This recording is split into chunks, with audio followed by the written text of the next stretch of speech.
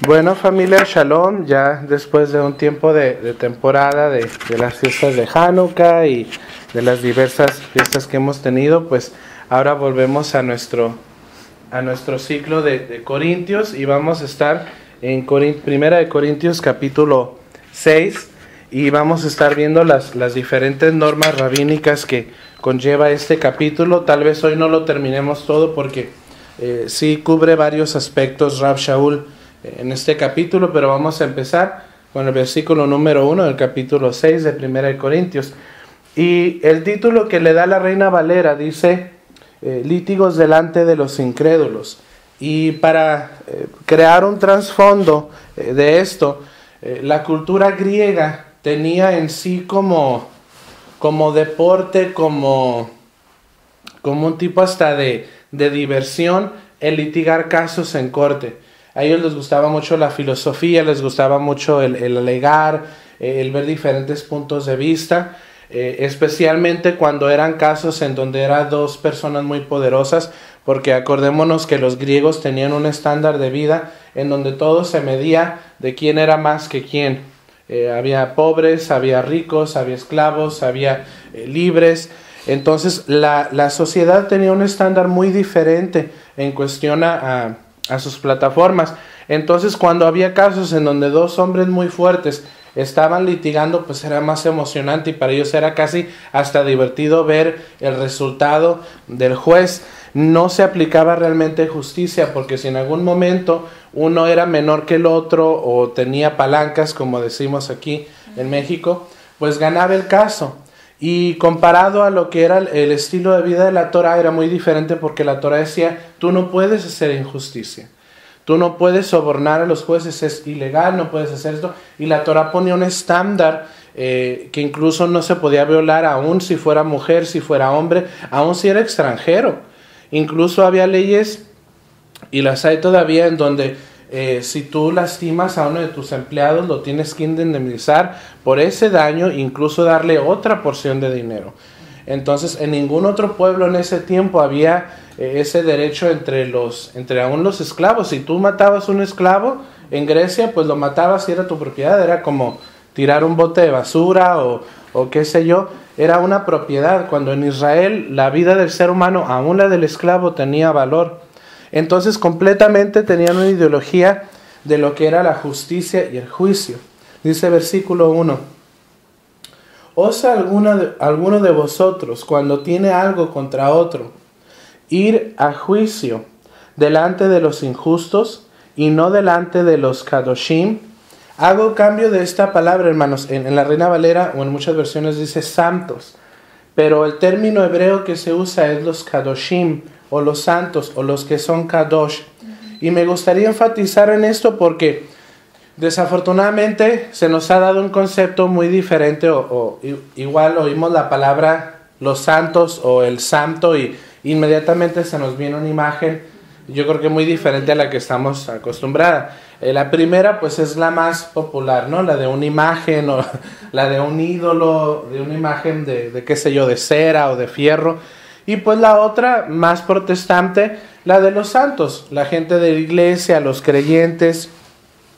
Pero realmente, ¿qué quiere decir un santo? ¿Qué es un kadoshim? De acuerdo a la mentalidad judía o a la mentalidad hebraica. Kadoshim o kadosh viene de la palabra kadosh en hebreo, que significa santo, que en sí quiere decir apartado. ¿Y cómo es apartado? ¿O cómo es puesto aparte esta persona de las demás? Bueno, a través de guardar los mandamientos.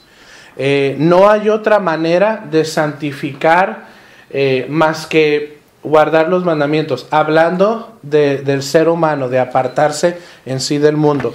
Divinamente, y esto sí quiero que quede muy claro, la única manera en que el hombre se puede santificar él mismo es a través de la obediencia al Señor. Y la manera en que Dios santifica al hombre es a través de sacrificio. Entonces el hombre en sí se santifica al obedecer a Dios, al guardar sus mandamientos.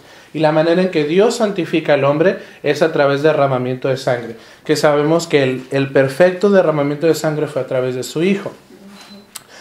Y hay tres conceptos que hacen el guardar los mandamientos del Señor. Cuando el hombre se santifica a través de la obediencia, hace estos tres aspectos. Número uno, lo apartan de la mentalidad del mundo. Tiene una mentalidad completamente diferente a cómo piensa el mundo. Y obviamente esto lo empezamos a ver desde que la Torah nos dice no robarás, no vas a mentir, no vas a participar en idolatría, no vas a participar en inmoralidad sexual. Cambia completamente tu mentalidad. Número dos, provee discernimiento entre lo que es bueno y entre lo que es malo. Te da un estándar, una regla de poder decir esto es apto, esto es kosher y esto no es kosher. Esto es agradable ante Hashem, esto no es agradable ante Hashem. Eso es lo que también nos da. Y número tres, nos aclara nuestra tarea y nuestro enfoque. Cuando nosotros obedecemos, cuando nosotros sabemos qué se espera de nosotros, todo es muy claro.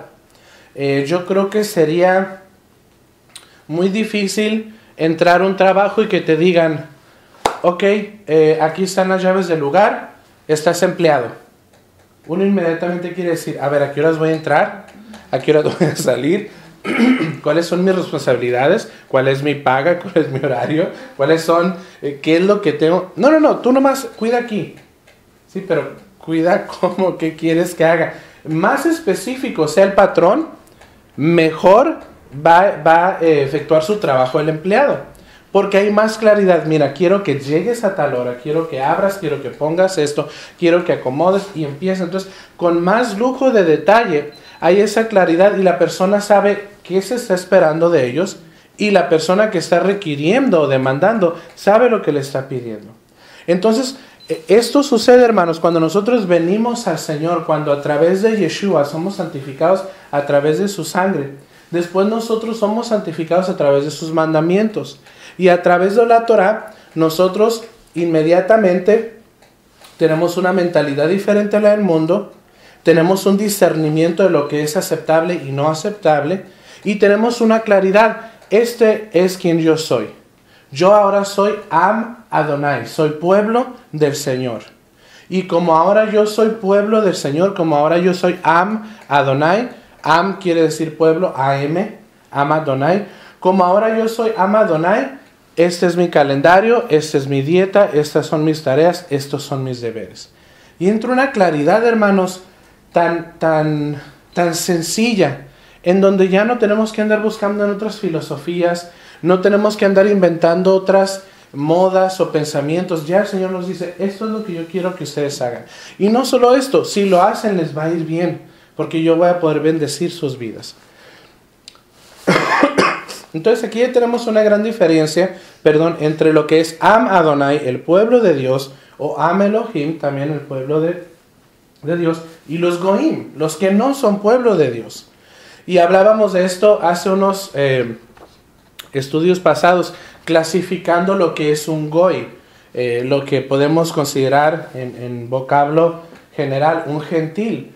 Mucha gente entra en el judaísmo mesiánico, entran muchos discursos de que si los extranjeros son goys o no son goys. Yo personalmente no comparto la ideología de que cuando un extranjero, cuando una persona que no es judía de sangre, empieza a guardar Torah y a través de Yeshua entra al pacto, yo desde ese punto yo ya no lo considero goy o gentil, porque ya no está en idolatría, se está guardando Torah correctamente, ya no está en idolatría, está creyendo en el Dios verdadero y deja su manera antigua de vivir. Eso es lo que literalmente significa dejar esa manera antigua de vivir. Porque muchas veces, igual cuando se usa este versículo, hemos dejado nuestra manera antigua de vivir. Ahí no estamos hablando solo de cómo nos sentimos o cómo pensamos. Estamos hablando de nuestra vida, cómo comemos, cómo nos desarrollamos, cómo celebramos. Entonces, por ende, hermanos, ya empieza una separación entre lo santo y lo común. Y Corintios es claro sobre de esto. ¿Habrá entonces una unión entre las tinieblas y la luz? Claro que no. Y hermanos, todo esto me enfoco en esa sola palabra del versículo 1. Leámoslo una vez más. Ya entendiendo lo que es Kadosh, ya entendiendo lo que es ser un pueblo aparte. Dice, ¿osa alguno de vosotros, cuando tiene algo contra otro, ir a juicio delante de los injustos y no delante de los kadoshim? En otras palabras, hermanos, aquí estaba sucediendo algo. Los hermanos empezaron a tener problemas. Desafortunadamente, somos humanos y tenemos problemas y tenemos diferencias. Y empezaba a haber circunstancias en la comunidad, pero ellos empezaron a hacer algo que no es apto de acuerdo a la Torá. Ellos empezaron a llevar sus juicios ante injustos. ¿Qué es una persona injusta? Alguien que no guarda Torá. Porque si tú guardas Torá como la debes de guardar, guardas un formato de justicia. Entonces aquí, hermanos, el pueblo estaba llevando sus juicios a Goim. Entonces, ¿qué pasaba cuando los creyentes llevaban sus juicios, ya sea de negocios, de problemas, litigaciones, cualquier tipo de juicio? Cuando ellos llevaban sus juicios ante los gois no tenían un concepto bueno de la justicia, porque su justicia siempre va a ser torcida, siempre. Son muy pocos los países que tienen un sistema derecho, y me atrevo a decir no tan derecho porque siempre va a haber injusticia. Me atrevo a decir que los pocos países que tienen más justicia son los que se apegan más a la ley bíblica. En este caso, un gran ejemplo es Estados Unidos. Yo no sé si ustedes sabían, pero cuando Estados Unidos se fundó como nación, los padres fundadores como George Washington y muchos de ellos eran protestantes, y cuando empezaron a desarrollar las leyes del país se basaron en el Antiguo Testamento. Incluso Estados Unidos tiene una ley, en ciertos estados la han abolido, pero en su generalidad creo que existe, en donde cada cierto tiempo se perdonan deudas, como cuando la Torá lo hacía, en donde cada 50 años entraba el tiempo de jubileo y se perdonaban y entraba todo un ciclo. Estados Unidos tiene esas reglas. Muchas de sus reglas también de negocio, de tierra, de propiedad, de herencia, se basan mucho en la Torá. Es por eso, y me atrevo a decir, que Estados Unidos es prosperado en gran manera, porque mucho de su sistema judicial está pegado a la Torá. Y aquí, hermanos, estaban estos hermanos trayendo sus juicios ante estos goim, y pues la verdad estaba trayendo más vergüenza que otra cosa, porque el concepto de justicia era muy diferente. Versículo 2 dice: ¿O no sabéis que los Kadosh han de juzgar al mundo? Y si el mundo ha de ser juzgado por vosotros, ¿sois indignos de juzgar cosas muy pequeñas? ¿O no sabéis que hemos de juzgar a los ángeles? ¿Cuánto más las cosas de esta vida? Al abrir este versículo, cuando Rab Shaul dice, ¿o no sabéis? Cuando Rab Shaul usa esta frase, es una frase muy común de su manera de hablar, y esto quiere dar a entender, los comentaristas lo usan, que ya Rab Shaul había hablado de este punto. ¿Cómo van a entender? Que ya no les había dicho, pero Corintios tiene un formato como que era gente muy olvidadiza o muy terca, y tendían a cometer los mismos errores una y otra vez, y Rab Shaul constantemente tenía que estar reprendiéndolos. Por eso abre el versículo y dice: ¿o no sabéis? Ya les había dicho que los Kadosh, o los santos, han de juzgar al mundo. Y si el mundo ha de ser juzgado por vosotros, ¿sois indignos de juzgar cosas muy pequeñas? ¿O no sabéis que hemos de juzgar a los ángeles? ¿Cuánto más las cosas de esta vida? Han de juzgar, hermanos, y quiero aclarar esto porque incluso de este versículo han salido muchas doctrinas, que nosotros vamos a juzgar en el mundo venidero, que sí hay base en eso, no lo voy a contradecir, que vamos a tener a los ángeles que sirven a Hashem delante de nosotros como tribunal, y ahorita vamos a explicar un poquito eso. Pero antes de seguir, lo que sí me gustaría aclarar es el término juzgar. Aquí no está hablando de un juicio donde yo como persona me voy a parar y voy a decir, oh, tú estás mal y tú estás bien. Aquí cuando está hablando de juzgar es de nosotros vivir nuestra vida de acuerdo a un estándar adecuado ante el Señor, para que la otra persona entre en juicio y diga, no estoy haciendo las cosas bien. Que tú conduzcas tu vida, que tú dirijas tu vida en una manera en la cual tu estándar juzgue a la otra persona sin decir una palabra. Que esa persona te vea a ti como ejemplo y diga, híjole, yo no estoy haciendo las cosas bien. Para esto vamos a ir a varias citas y me gustaría que las buscaran, por favor, donde respaldan este concepto. Una de ellas es Hebreos capítulo 11. Hebreos capítulo 11 y la otra es Mateo capítulo 12. Ahorita les doy los versículos. Cuando se está refiriendo aquí a juzgar es una medida de un estándar. Mateo 12, del 41 al 42, y vamos a estar también leyendo Hebreos 11:7. ¿Quién tiene Hebreos 11:7? Por la fe de Noé, cuando fue advertido por Dios acerca de cosas que aún no se venían, con temor preparó el arca en que su casa se salvase, y por esta fe condenó al mundo, y fue hecho heredero de la justicia que viene por la fe. Entonces, por la fe de Noé, su misma obediencia condenó al mundo. Lo trajo en condena. ¿Por qué? Porque él hizo lo que él tenía que hacer. Y muchas veces, familia, entramos en un error en donde nosotros creemos que le tenemos que decir a la gente qué hacer. Y créanme que en base a lo que los rabinos han enseñado, muchas veces la mejor manera de transmitir las cosas es calladito y haciéndolas tú mismo. Oye, no ir y decirles, no ir, tú vivir tu vida como tú lo tienes que hacer.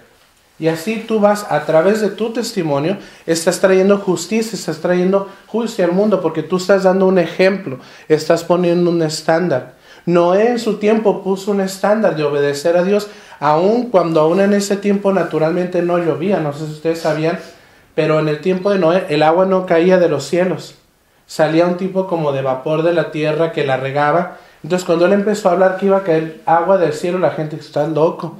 Es como si ahorita alguien nos dijera va a caer fuego del cielo, pues pudiera suceder en un evento milagro, pero que alguien nos dijera va a caer fuego del cielo, pues no, eso no sucede. Pero el hecho de que Noé obedeció al Señor y siguió sus mandamientos trajo esa misma condenación, ese juicio, porque puso a un estándar su vida para obedecer al Señor. ¿Qué dice Mateo capítulo 12, del 41 al 42? Amén. Los hombres de Nínive se levantarán en el juicio con esta generación y la condenarán, porque ellos se arrepintieron a la predicación de Jonás. Y he aquí más que Jonás en este lugar. La reina del sur se levantará en el juicio con esta generación y la condenará, porque ella vino de los fines de la tierra para oír la sabiduría de Salomón.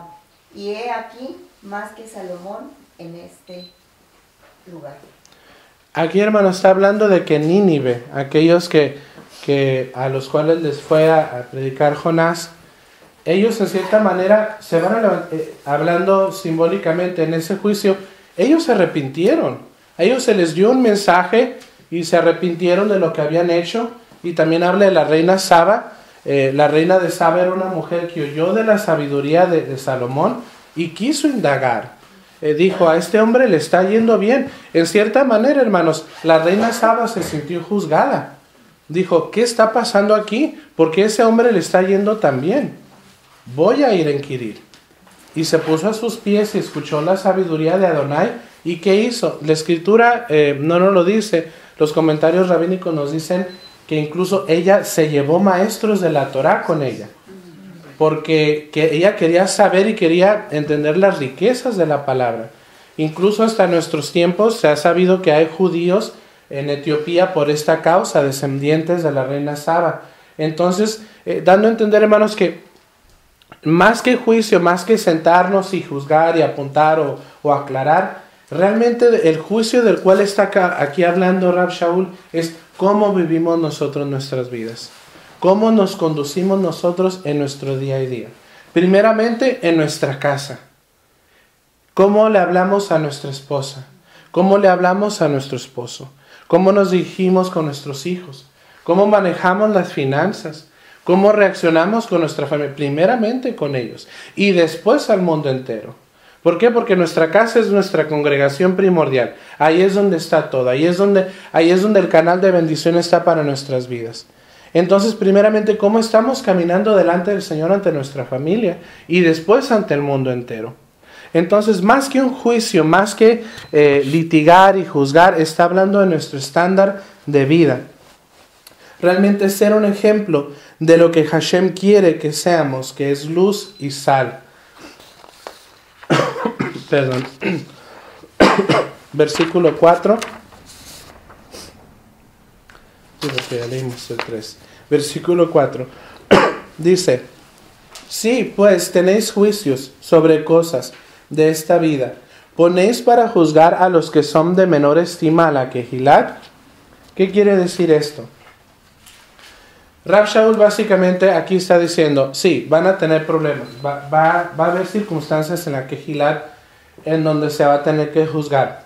Antes de seguir, hermanos, para quedar en claro, de acuerdo a la Torah, si usted tiene un problema con su hermano y es en cuestión a propiedades o a dinero, se tiene que traer ante los rabinos, no se va a corte judicial. Así es como lo establece la Torah. Si en el punto el rabino y el Bet Din, aquella casa de jueces que hablamos, no puede litigar el caso porque ya es muy complicado, ellos entonces lo sueltan las autoridades de la tierra. Y así es el proceso como ahorita se sigue. Si hay un problema, digamos, Hashem nos libre, que un día usted tenga un problema por negocios o qué sé yo, con algún hermano de la Kehilat, de acuerdo a la Torah, usted no debe de llevar su juicio entre los Goim. No debe de. Si somos creyentes. Entre dos creyentes. Entre dos creyentes. Ajá, eso sí, entre dos creyentes. Si usted tiene un problema de litigar con un Goy, usted lo lleva a corte. ¿Por qué? Porque usted se está acatando a la ley de la tierra para ese Goy y porque últimamente si usted actúa en justicia y está guardando Torah, Hashem lo va a defender. Ahora, si usted hizo mal ante la ley terrenal, cuidado. Porque también Rav Shaul nos dice, por eso mismo sujétense a la ley terrenal. Pero si usted anda bien de acuerdo a la ley y anda bien de acuerdo a la Torah, no hay nada que temer. Con dignidad presentes el juicio contra un Goy. Pero cuando es contra uno del pueblo, no lo lleve ante los Goim. Llévelo ante los ancianos. Si los ancianos no pueden litigar, llévelo con un rabino. Si el rabino no puede litigar, el rabino lo va a llevar a un Bet Din. Si no puede el Bet Din, entonces ellos ya sueltan ahí el caso. ¿Por qué? Porque entonces ya ahí es donde ya desafortunadamente no hay control y obviamente tiene que haber un tipo de orden, entonces ahí ya se suelta. Pero de acuerdo a la Torah no debemos de llevar nuestros juicios. Y estoy hablando ya, hermanos, en cuestiones financieras, litigar, problemas de contratos. Cuando son ya cosas personales, la Escritura nos dice que debe hacer con un testigo. Hablar con tu hermano con testigo, arreglar tu situación. Es una diferencia a un problema personal, a un problema legal o jurídico. Incluso los dos nunca se deben de llevar ante un goín o ante alguien que no es creyente. Pero en el 4 dice, sí, pues tenéis juicio sobre cosas de esta vida, van a tener problemas. Ponéis para juzgar a los que son de menor estima en la Kehilat. En otras palabras, ¿a quién ponen a juzgar? Mejor sería bueno poner al hermano que menos estimas en la Kehilat que a un goim. Mejor fuera que pusieras al hermano que teme al Señor y que por lo menos está en la Kehilat antes de poner a un injusto, a un inconverso en tu juicio. Mejor fuera hacer eso. Es mejor poner a un creyente de menos estima, y cuando habla de menos estima, hermanos, está hablando de no ser tan reconocido. Porque lo que tú quieres hacer en alguna situación es tener un buen testigo. Entonces tú buscas a gente que es adecuada para decir, ¿sabes qué? Hay una situación y quiero hablar con tal persona, entonces vamos a hablarle a fulano de tal. Pero ya si no es ni con alguien reconocido, pues ya agarra al menos reconocido, pero que tema al Señor. ¿Por qué? Porque está caminando su vida de acuerdo a lo que el Señor dice. ¿Y por qué, hermanos? Porque últimamente una persona que ama al Señor y que teme y que guarda sus mandamientos es, no quiero decir mejor, pero tiene una mentalidad y un precepto, como lo acabamos de decir, lo que es santidad, Realmente santidad es tener un estándar de acuerdo al Señor. Entonces, aún la persona menos reconocida que sigue el estándar del Señor va a ser mejor que un incrédulo. O por lo menos debería de ser mejor que un incrédulo. ¿Qué dice Primera de Corintios 1:28? Y lo vil del mundo y lo menospreciado escogió Adonai, y lo que no es para deshacer lo que es. Amén. Debería de ser, hermanos, así. Debería de ser que aún la persona menos conocida de nuestra congregación pueda tener la habilidad de decir, ¿sabes qué? Yo estoy aquí para ayudar en lo que se pueda. O que tú puedas buscar a tu hermano y en algunas circunstancias decir, ¿sabes qué? Necesito hablar con esa otra persona. Ven. Y qué triste, hermanos, que en nuestros tiempos no haya a veces ni aún gente capacitada en medio del pueblo. Esto nos debería de dar vergüenza. Porque yo creo que todos en algún nivel deberíamos de estar lo suficientemente maduros espiritualmente. Yo sé que hay procesos, yo sé que todos estamos en crecimiento, pero todos deberíamos de tener el anhelo de poder llegar a un estándar en donde nuestros hermanos nos puedan ver como un pilar de nuestra Kehillat. El poder decir, ¿sabes qué? Yo puedo ir con tal persona y hablar claramente. Y hablar con la palabra en la mano, que esa persona me va a entender y va a comprender lo que yo estoy hablando, porque estamos en Ruach, estamos en un espíritu, estamos en Ejad. Versículo 5. Dice, para avergonzaros lo digo, pues que no hay entre vosotros sabio, ni aun uno, que pueda juzgar entre sus hermanos, sino que el hermano con el hermano pleitea en juicio, y esto ante los incrédulos. En otras palabras, qué vergüenza que entre ustedes no haya ni uno que pueda decir, hermano fulanito de tal, venga para acá, tengo que hablar con mi hermano, pasó esto y tal, y así, por favor, póngase a orar porque vamos a platicar. Qué triste que Rav Shaul tenga que decir, no puedo creer que no haya uno. Qué vergüenza, no hay entendimiento. Y en sí, hermanos, cuando dice no hay ningún sabio, cuando este término está a entender, ¿qué es lo que nos da sabiduría? La palabra del Señor. La Torah es la que nos hace sabios. La Escritura nos dice que al pueblo de Israel se le iba a decir, ¿qué sabiduría tienes? Qué afortunado eres de tener a tu Dios tan cercano a ti, que te da juicios y te da mandamientos y te dice cómo bien. Afortunado eres como pueblo. Entonces aquí básicamente Rav Shaul dice, qué tristeza que no haya gente que conozca la palabra de Dios entre ustedes. Y empecé a comparar diferentes comentaristas y uno como que sobó un poquito el hombro de los corintios y dije, bueno, tiene algo de razón.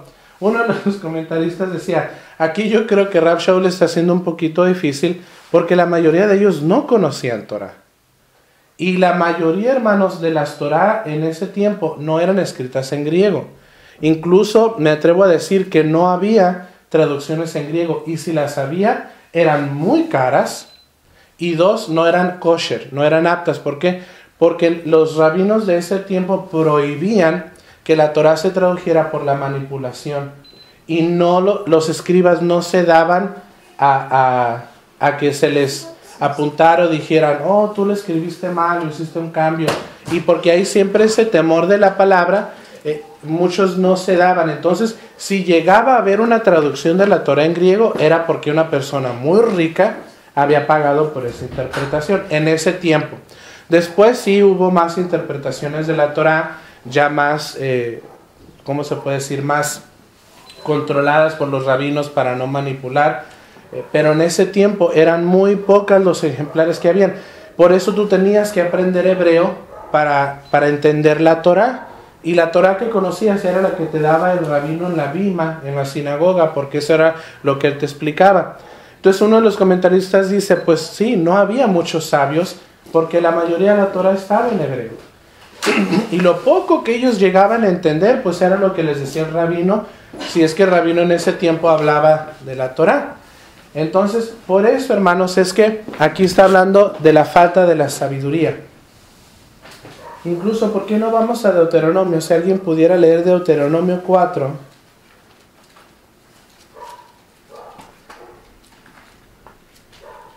y puse aquí en mis notas, para entender qué tenemos que hacer, debemos de conocer la instrucción de Hashem. Una vez más lo voy a decir.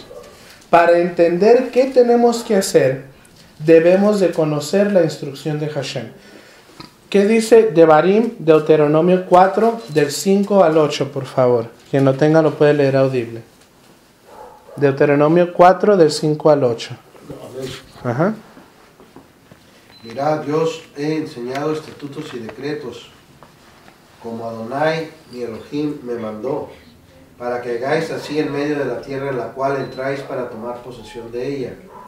Guardadlos, pues, y ponedlos por obra, porque esta es vuestra sabiduría y vuestra inteligencia ante los ojos de los pueblos, los cuales oirán todos estos estatutos y dirán: ciertamente pueblo sabio y entendido, nación grande es esta. Porque ¿qué nación grande hay que tenga dioses tan cercanos a ellos como lo está Adonai, nuestro Elohim, en todo cuanto le pedimos? ¿Y qué nación grande hay que tenga estatutos y juicios justos, como es toda esta ley que yo pongo hoy delante de vosotros?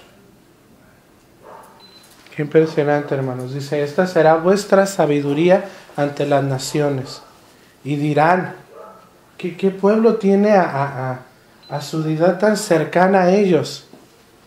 Y explica, aquí está hablando Moshe hablándole a Israel. Dice, porque qué nación, versículo 7, porque qué nación grande hay que tenga dioses, hablando de las naciones, tan cercanos a ellos como lo está Adonai, nuestro Elohim, en todo en cuanto le pedimos. ¿Qué quiere decir esto, hermanos? Que si nosotros buscamos genuinamente hacer la voluntad del Señor, aquí lo está diciendo la palabra del Señor, que si nosotros genuinamente nos acatamos a lo que Él nos pide, cuando nosotros pidamos algo, ¿qué va a hacer? Nos lo va a otorgar, siempre y cuando sea de acuerdo a su voluntad. Y sigue diciendo en el 8, ¿y qué nación grande hay que tenga estatutos y juicios justos, como es toda esta Torah que yo pongo hoy delante de vosotros? ¿Y qué nación grande hay que tenga estatutos y juicios justos, como es esta Torah? Es por eso, hermanos, que si usted tiene un problema legal, no lo debe de llevar con alguien que no conoce esta Torah, porque no va a juzgar con juicio justo. Lo va a hacer con su corazón, o lo va a hacer con su ¿cómo se puede decir? Con su doble estándar. Puede que diga, ay, se ve más guapo porque créame, hermano, que la gente es así. A veces el corazón del hombre se va a desviar por X razón, porque le dio dinero, porque es amigo del fulano, o qué sé yo. Pero de acuerdo a la Torah, no, tienes que juzgar correctamente. Entonces, ¿por qué llevar nuestros problemas o nuestras situaciones a un injusto? Mejor llevémoslos a aquellos que temen al Señor, que guardan sus mandamientos. Versículo 7. Así que, por cierto, es ya una falta en vosotros que tengáis pleito entre vosotros mismos. En otras palabras, ya de por sí, ya el hecho de que ustedes estén teniendo problemas entre ustedes, ya es una falta, ya están ahí cometiendo un error. Ahora, hermanos, yo no sé por qué habla aquí Rav Shaul con tanta veracidad, pero lo que sí les puedo decir es esa frasecita que dice, o no sabéis, como que ya Rav Shaul les había hablado mucho, porque si ustedes se fijan, aquí les está hablando bien tajante, como que ya se cansó de hablar de esto, porque dice, no hay entre vosotros sabios. Yo creo que si esto hubiera sido la primera vez, Rav Shaul no hubiera hablado tan duro, hubiera dicho, estudien más Torah, esto no se hace, esto sí se... Pero ahorita llega así ya, como dijo la otra vez, o voy a venir con la vara, o vengo con amor. Entonces, por esa, ¿cómo, hermanos, tenemos que entender la lingüística rabínica? Porque ya nomás con esa frase, con la que él empezó ese versículo, o no sabéis, eso ya nos dice que él ya había hablado con ellos de esto. Porque la mayoría, la estructura de cómo los rabinos enseñan es muy fundamental y se quiebra en muchas maneras. La mayoría de los rabinos no te van a dar mucha explicación. Te van a explicar algo y después el alumno tiene que preguntar. Y es un juego como de pelotita. ¿Por qué? Porque el rabino quiere hacer que la mente del estudiante empiece a funcionar. Y ya cuando se recalca, se vuelve a recalcar con una historia, con una parábola, con una enseñanza personal para que quede reafirmada. Y es más o menos así como funciona la enseñanza de un rabino. Es por eso que Yeshua usaba muchas parábolas cuando hablaba de lo que él estaba enseñándole a sus talmidim. Dice, así que por cierto, ya, versículo 7, así que por cierto, es ya una falta que en vosotros tengáis pleitos entre vosotros mismos. ¿Por qué no sufrís más bien el agravio? Agravio dando a entender deshonra. ¿Por qué no sufrís más bien el ser defraudados? Pero vosotros cometéis el agravio y defraudáis y esto a los que son hermanos o a los hermanos. ¿Qué quiere decir esto, hermanos, de deshonrar o el agravio? Obviamente hablaba de eso, que cuando tú llevas tus problemas, cuando tú llevas tus juicios a un goy, te estás deshonrando. Ya ahí te estás denigrando cuando son dos creyentes, cuando son dos personas de Am Adonai, del pueblo del Señor. Tú te estás denigrando a un nivel y te estás deshonrando. Porque no lo estás llevando a la persona kosher, no lo estás llevando a la persona apta que puede darte un juicio de acuerdo a la voluntad del Señor. Y después dice, ¿por qué no sufrís más bien el agravio? ¿Por qué no sufrís más bien el ser defraudados? Dando a entender, hermanos, que pues también cuando se trae un juicio o un problema a una persona que no conoce la palabra de Dios, va a haber fraude. No va a haber justicia plena. Y entendemos que el Señor tiene todo bajo control, pero también, hermanos, está nuestro libre albedrío y si nosotros vamos a ir con un incrédulo, pues vamos a recibir palabras incrédulas y mentalidades incrédulas. Entonces, si no nos gusta el juicio, pues no nos quejemos. Traigámoslo primeramente ante aquellos que temen al Señor. Al permitir que un goy juzgue o ponga corrección, pone deshonra. Cuando no conocemos la palabra, sufrimos deshonra y fraude. Es por esto, hermano, que es sumamente importante que el pueblo conozca la Torah. Es sumamente importante. Porque si tú no conoces la Torah, en cualquier punto alguien te puede deshonrar o te puede causar fraude. No solo en tu vida personal, en tu vida espiritual también. Empiezan a manipularte, empiezan a querer mover tu vida y cuando tú conoces tus derechos como pueblo del Señor, tú dices, lo siento mucho, tú no me puedes decir eso. Porque la palabra del Señor dice esto, esto y esto. Me atrevo a decir, hermanos, que es por esta razón, que el judío en nuestro tiempo ha avanzado mucho en lo que es leyes. Yo no sé usted, pero yo no sé si usted sabía esto, pero la mayoría de las corporaciones o casas de licenciados en Estados Unidos tienen una práctica. La mayoría de ellos son judíos.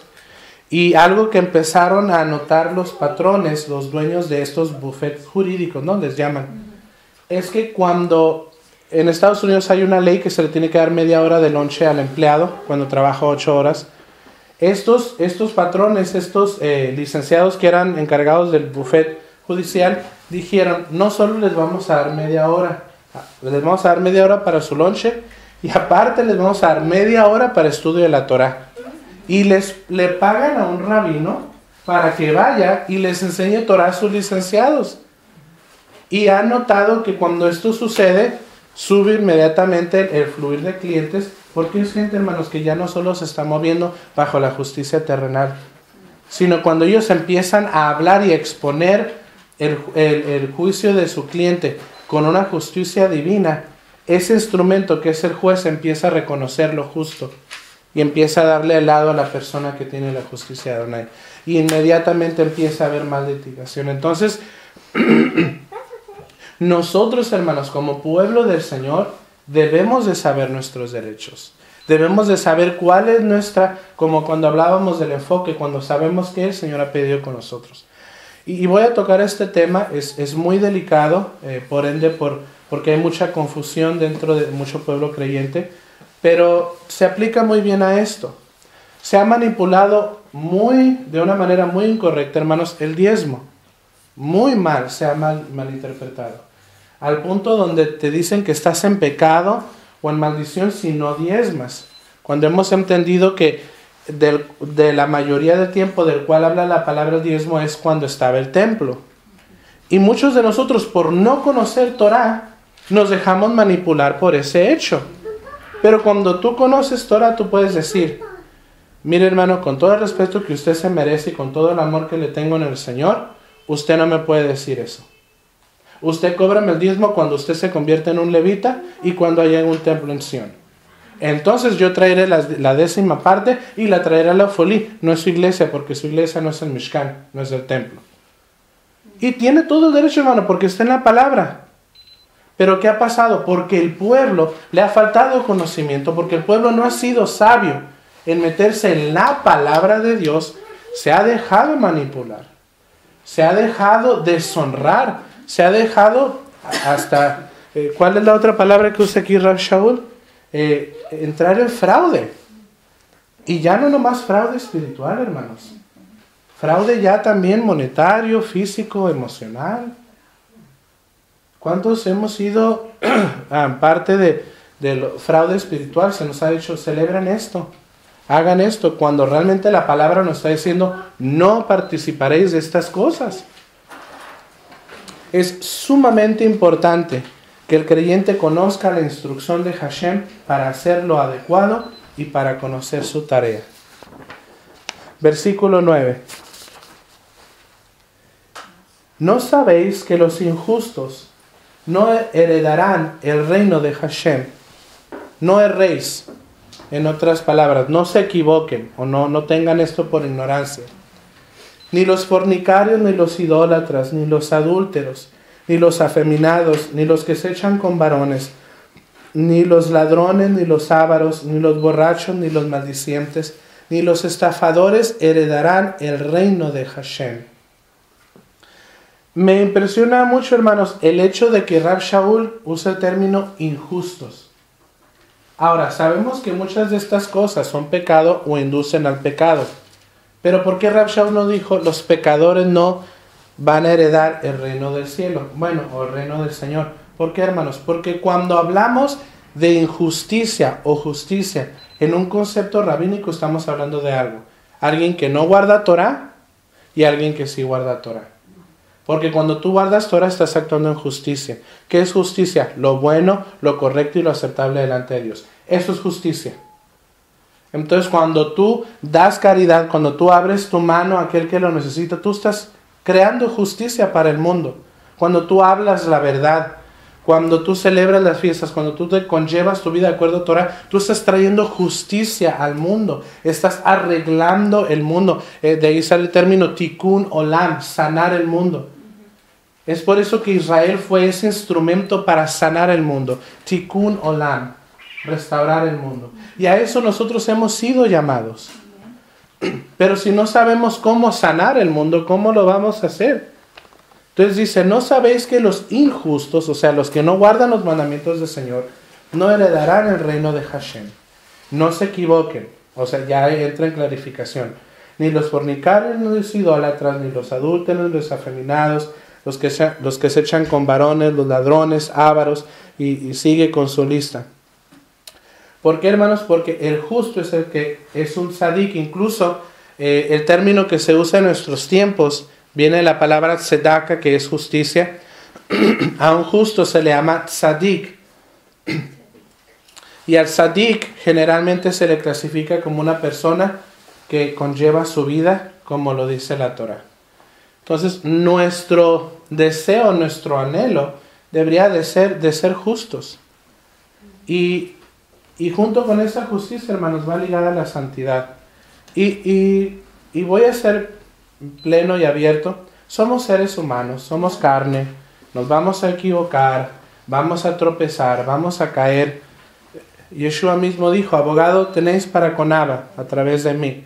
Está bien, pero más que nada, hermanos, está el deseo de cómo conducir nuestras vidas. Cuando nosotros queremos agradar al Señor, nos vamos a equivocar, somos carne. Pero ahí está el Ruach HaKodesh que nos está echando porras y que nos está dando la habilidad cada día. Ahí estamos nosotros buscando el rostro del Señor, buscándole a través de su Torah. ¿Por qué? Porque ya teniendo un conocimiento, el Ruach HaKodesh empieza a obrar con ese conocimiento y nos ayuda a ejercer lo que ya sabemos, pero lo empieza a aplicar en nuestras vidas. Ese es el poder del Ruach HaKodesh. Que nosotros ya teniendo el entendimiento y el conocimiento de su palabra, ya con eso empieza a trabajar el Espíritu Santo, el Ruach HaKodesh. Es por eso que la emuná, el activar el poder de Dios, viene por el oír. ¿El oír qué? La palabra de Adonai. Un comentarista antiguo mesiánico decía, ¿por qué no dice el versículo y la emuná viene por el leer la palabra de Adonai? Y él decía, porque la mayoría de los Ger Sadik de ese tiempo no podían leer hebreo y oían la Torah en su idioma. O sea, hermanos, qué impresionante, ¿no? Ya cuando entendemos el concepto histórico del trasfondo, que en ese tiempo la Torah no existía en muchos idiomas, incluso solo existía en hebreo y muy pocas rendiciones había en otros idiomas. Incluso, hermanos, para rectificar eso, no sé si se acuerdan de la historia cuando se me fue ahorita completamente el nombre de este hombre, el eunuco, el etíope, que venía a Jerusalén y el Señor traslada, creo que es a Yohanan, a Juan, traslada a alguien para que le comparta y lo sumerja. Y le dice, ¿sabes lo que estás leyendo? Cuando iba caminando. Él tenía un ejemplar en su idioma de la Torah, pero ese hombre era sumamente rico, venía a Jerusalén a celebrar la fiesta, tenía esclavos, tenía siervos, entonces él tenía un ejemplar de la Torah en su idioma. Entonces, no en ese tiempo cualquier persona, como ahora nosotros, Baruch Hashem, podemos comprar una Biblia en inglés, en español, en chino, en qué sé yo, ¿no? Ahora el ejemplar ha fluido en muchos idiomas, pero en ese tiempo no. En ese tiempo solo estaba en hebreo y los únicos que lo podían entender y comprender completamente pues era el pueblo judío. Es por eso que aquí en ese versículo dice, la fe viene por el oír la palabra de Adonai, no el leerla. No sé si alguien encuentra ese relato, creo que se encuentra en Hechos. Y creo que era Etiopía, creo. Ahorita completamente se me fue, creo que fue trasladado en el espíritu este varón, y yo creo que todos conocemos la historia. Ahorita ya se me fue el nombre, pero es trasladado y le dice, ¿sabes lo que estás leyendo? Y el hombre le dice, no, pero si me puedes dar una explicación, porque él tal vez lo leí en su idioma, pero ¿lo encontramos? Felipe. Ok, Felipe. Si es llevado en el Ruach y después le hace mikveh, lo sumerge y él regresa a su casa. Pudo haber sido que él era de estos judíos de Etiopía, de la reina Saba. Entonces, qué impresionante. Hechos capítulo 8, versículo 26. Hechos 8, 26. Amén. Versículo 11 dice, y esto erais algunos. Y me gusta esta frase, hermanos, porque cada frase que dice Rav Shaul tiene un trasfondo. A veces nomás las leemos así nomás. Pero si tomáramos cada frase, y créame, hermanos, que cuando usted ya se pone delante de un rabino, y lo puedo decir por experiencia, porque al estar delante de nuestro rabino, de nuestra Kehilat madre, a veces cada palabra que él dice uno la tiene que analizar porque viene tanta sabiduría en ellas. Cuando Rav Shaul dice, y esto erais algunos, dando a entender que antes eran goy. Aquí no le está hablando a judíos, aquí le está hablando a los extranjeros que cambiaron de estatus. Antes ustedes eran goys. Es por eso que yo personalmente no comparto la ideología de llamarle a un extranjero que guarda Torah goy, porque ya no es goy, ahora es ger sadik, un extranjero piadoso o un extranjero justificado. justificado por la sangre del Mesías. Versículo 11. Y esto erais algunos, mas ya habéis sido lavados, ya habéis sido santificados, y ya habéis sido justificados, en el nombre del Señor Yeshua, y por el Ruach de nuestro Hashem. Aquí, hermanos, hace tiempo hablábamos del concepto de conversión, y cómo este concepto se empezó a lidiar o a trabajar con él en la Kehilat primitiva.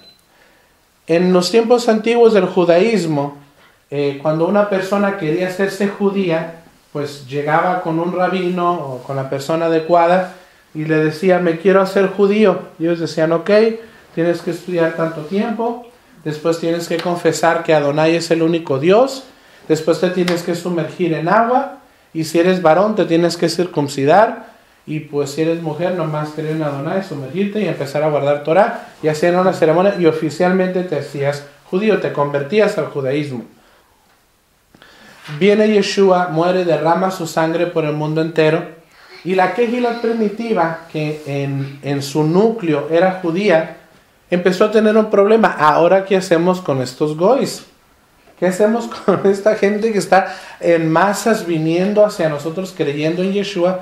¿Qué hacemos con ellos? Y ya hemos hablado de este ejemplo, incluso está en el libro de Hechos, creo que el capítulo...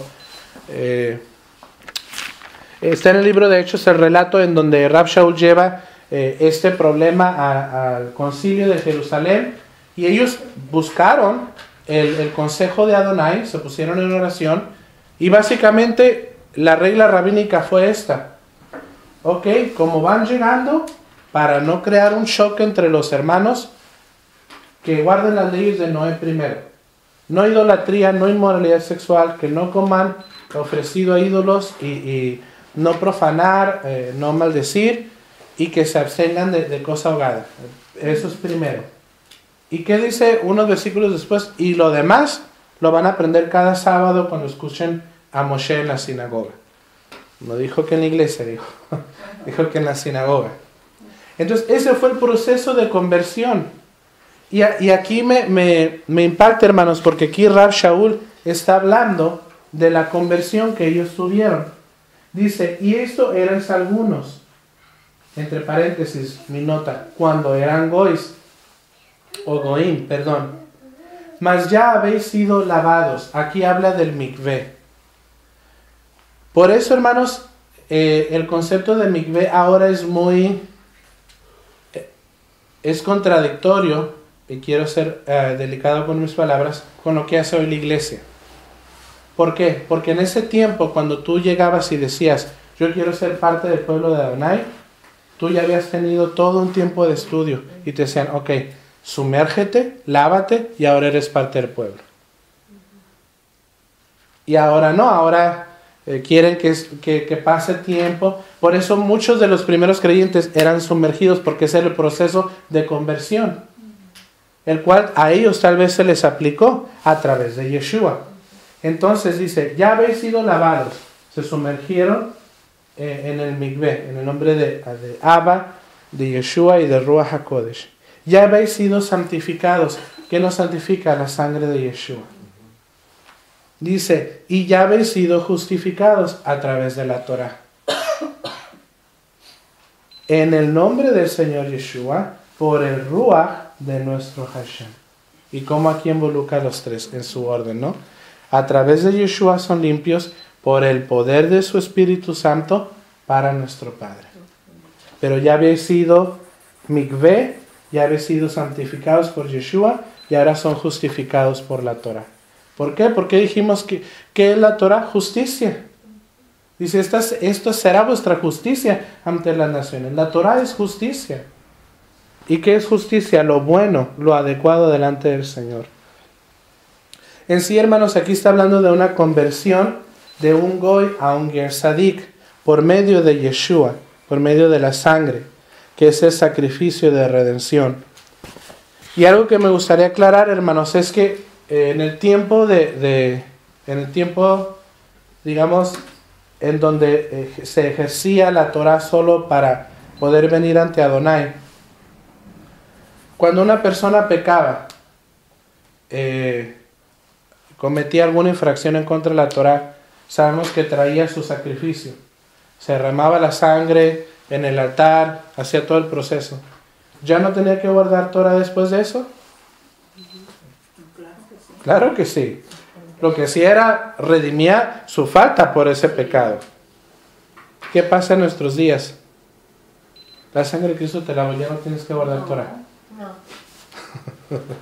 No tiene lógica. Ahora es, Yeshua te lavó, vive en justicia, vive en santidad, vive en rectitud. La sangre de Yeshua está ahí para en ese momento cubrirte y expiar tu pecado por la violación de la Torah, la cual te dice cómo vivir. Pero en ningún momento se cancela. Porque entonces, ¿qué tipo de vida viviríamos? No tiene lógica esa explicación. Yeshua nos limpia, nos aparta y nos capacita para vivir una vida aceptable ante el Padre. Yeshua, el Mesías, nos limpia, nos aparta y nos capacita para vivir una vida aceptable ante el Padre. Y nos limpia y nos aparta y nos capacita, hermanos, a través de todo lo que Él hizo. ¿Y qué hizo? Vino, murió por nosotros y nos dio la Torah, a los que no la teníamos. Eso es gracia. Porque gracia es algo no merecido y nosotros no nos merecíamos la Torah, éramos las naciones. Pero de tal manera amó Dios al mundo que dio a su Hijo unigénito, que todo aquel que en Él cree no se pierda, pero ahora pueda tener vida eterna en Él.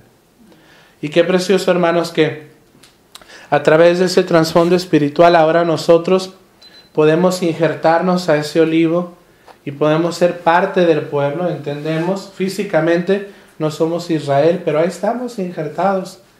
Y por ende somos parte del pueblo.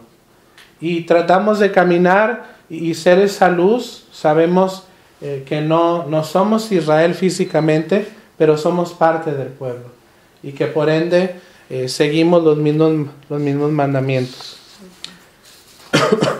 Y pues vamos a parar ahí, hermanos. En sí el capítulo sigue, pero la verdad ya las próximas explicaciones de Rav Shaul entran en un tema completamente diferente y es más profundo. Y la verdad no me gustaría quedarnos a medias con la otra parte del capítulo. Y pues nos vamos a quedar aquí. La próxima semana vamos a estar viendo, creo que son los versículos del 12 en adelante, donde ya empieza a hablar un poquito de lo que es la vida conforme al cuerpo en la comunidad mesiánica. Pero vamos a dar gracias por estas cosas. Avinu Malkeinu, nuestro Padre, nuestro Rey, te damos gracias, Señor, por tu fidelidad. Te damos gracias, Señor, por tu palabra, porque no era para nosotros, Señor, este tesoro. No lo merecíamos. Pero dentro de tu perfecto y hermoso plan y en el tiempo adecuado, enviaste a tu Hijo Yeshua para abrir esa puerta a las naciones y a través de su preciosa sangre nosotros poder tomarla, Señor, y hacer un pacto contigo directamente a través de tu Cordero. Te damos gracias, Adonai, porque nos has amado tanto, porque has escogido a tu pueblo Israel de entre todas las naciones para mostrarnos la luz a través del Mesías. Te damos gracias, Señor, porque ahora somos coherederos y somos parte del olivo. Señor, permítenos nunca jactarnos. No permitas que nuestro espíritu ni nuestra mente se eleve ni entre en soberbia, Señor, para rebelarnos contra ti, sino que siempre podamos entender nuestra posición dentro de tu plan y saber que por misericordia y por amor y por gracia estamos donde estamos. Te pedimos, Señor, que cada día tu Ruach HaKodesh nos dé la habilidad, nos dé la fuerza, la sabiduría, la capacidad, Señor, para guardar tus mandamientos con amor y con fervor.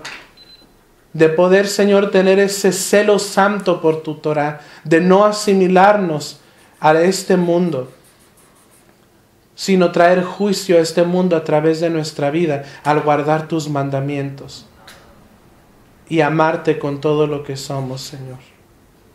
Gracias, Adonai, por la preciosa sangre de Yeshua.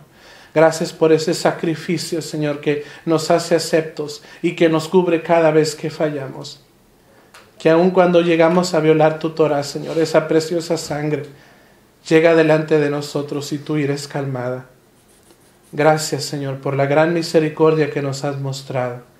Te pedimos que cada día nosotros podamos compartir esta pasión y este amor a quien tanto lo necesita, para que pueda caminar en tus sendas de justicia, que son placenteras y llenas de paz, Señor.